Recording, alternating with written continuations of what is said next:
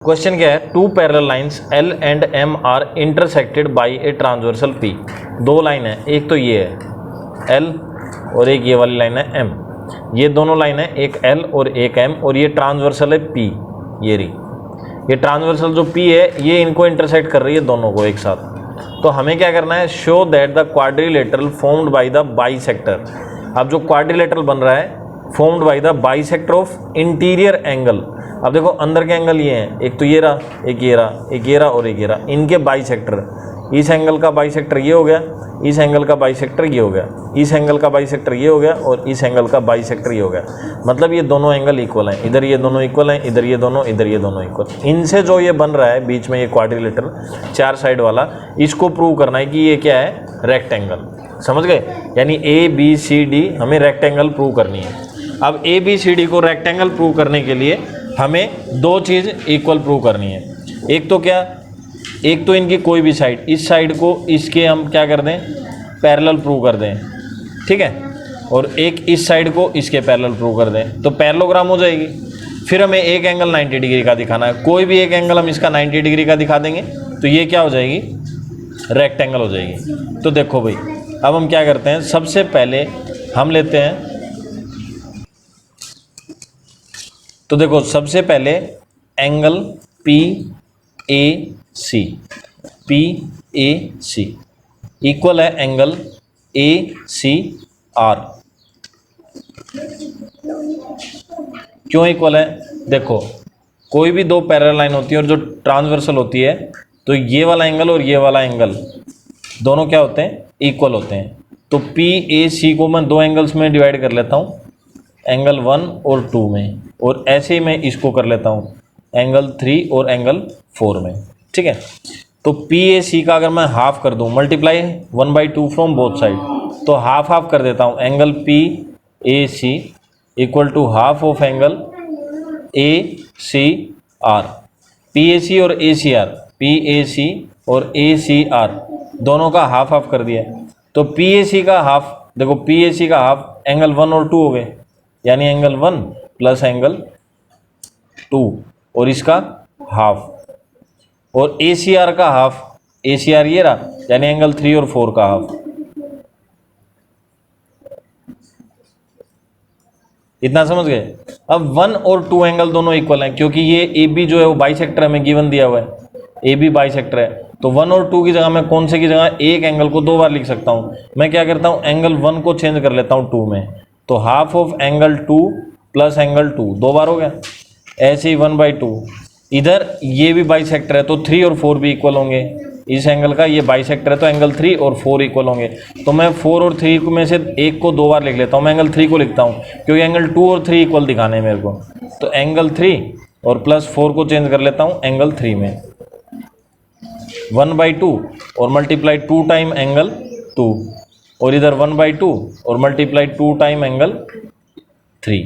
तो ये इससे कट गया, ये इधर इससे कट गया, एंगल 2 जो है वो किसके इक्वल आ गया, एंगल 3 के। एंगल 2 और 3 इक्वल आ गया। तो अब देखो डायग्राम एक बार, एंगल 2 और 3 ये दोनों इक्वल आ गए।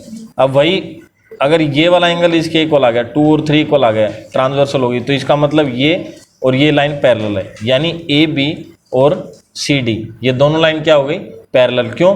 क्योंकि एंगल 2 और 3 इक्वल आ रहा है, तो ये ट्रांसवर्सल हो गई, ये दोनों इक्वल आ रहे हैं, तो AB किसके पैरेलल होगी, CD के, ठीक है। तो देयरफॉर AB पैरेलल हो गई CD के।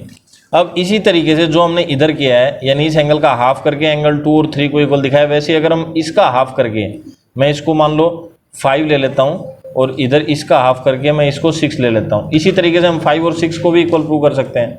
सिमिलरली लिख देता हूँ मैं, सिमिलरली एंगल 5 इक्वल है एंगल 6, और इसलिए 5 और 6 इक्वल है तो AD पैरेलल आ गई BC के, तो इधर AD पैरेलल हो गई BC के, ठीक है। अब देखो दोनों अपोजिट पेयर की जो साइड्स हैं वो इक्वल भी हो गई और पैरेलल भी हो गई। अब ये वाली साइड इसके इक्वल आ गई और पैरेलल हो गई, ये वाली साइड इसके पैरेलल हो गई, ये इसके पैरेलल हो गई, ये इसके पैरेलल। अब चारों साइडों में दोनों अपोजिट पेयर्स पैरेलल हो गए, तो ये क्या हो गई, एक पैरेललोग्राम। अब देखो देयरफॉर लिख दिया, इसका मतलब होता है therefore ABCD is a parallelogram. यहां तक हो गया सही, ये साइड इसके इक्वल आ गई, ये इसके इक्वल आ गई, तो ये हो गई पैरेललोग्राम। अब हम इसका कोई भी एक एंगल 90 डिग्री का और प्रूव करना है। अब देखो मैं क्या करता हूं, अब मैं ये वाले ले लेता हूं सारे, ठीक है। देखो इसमें मैं क्या ले लेता हूं, एंगल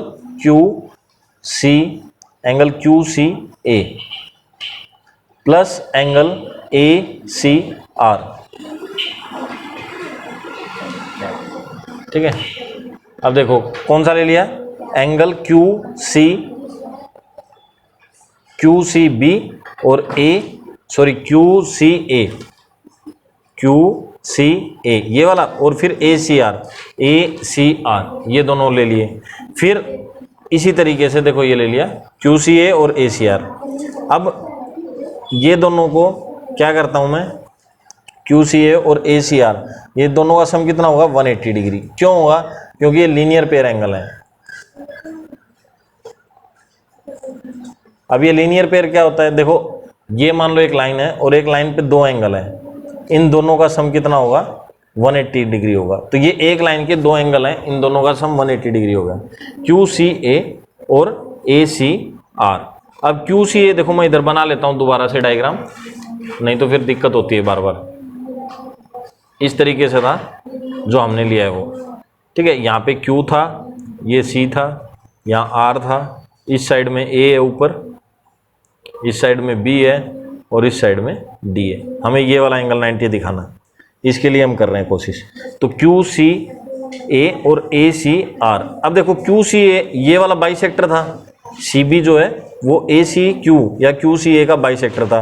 तो देखो इन दोनों में से इस वाले एंगल को मैं दो बार लिख लेता हूं, यानी QCA को मैं एक्सप्लिट कर लेता हूं QCB में और प्लस BCA में,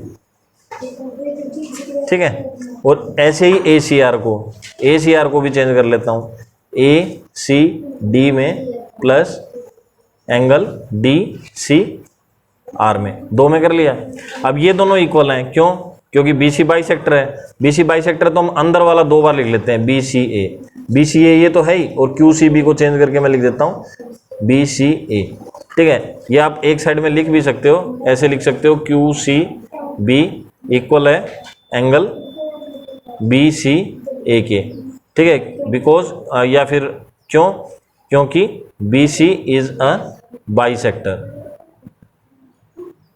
ठीक है। ये लिख दिया हम। ऐसे ही इसमें से ये भी बाइसेक्टर है, तो यहाँ पे क्या करेंगे, ACD ले लेंगे, अंदर वाला ले लेते हैं क्योंकि अंदर का एंगल दिखाना है। तो DCR को मैं क्या चेंज कर दूंगा, एंगल ACD में, और ये है ही ACD, और ये कितना है, एंगल BCA। हो गए। अब ये दो बार हो गया और ये दो बार हो गया, तो मैं क्या करता हूँ, इसको लिख देता हूँ 2 time angle BCA plus 2 time angle ACD, और कितना था ये, 180 डिग्री के इक्वल, ठीक है। अब मैं क्या करता हूँ, दो कॉमन ले लेता हूँ दोनों में से, 2 कॉमन ले लिया, यहाँ बच गया angle BCA plus angle ACD equal to 180 degree.